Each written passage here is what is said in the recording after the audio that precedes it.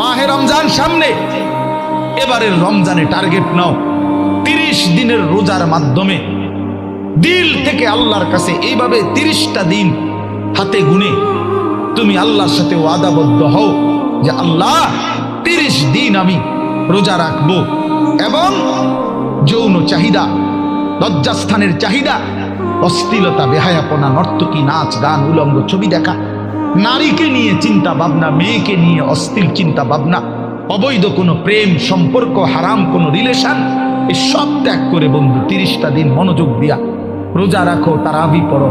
ইফতার করো, সাহারি করো, তাসবিহ পড়ো, তেলাওয়াত করো, কোনো আলেমে দ্বীনের সাথে উঠা বসা করো, ইমাম সাহেবের সাথে সম্পর্ক করো। ইনশাআল্লাহ দেখবা আল্লাহ চাহে তো 30 দিনের মাথায় আল্লাহ বলেন লাআল্লাকুম তাত্তাকুন, আমি আল্লাহ ওয়াদা দিলাম মোমেন তোকে মুত্তাকি বানিয়ে দেব।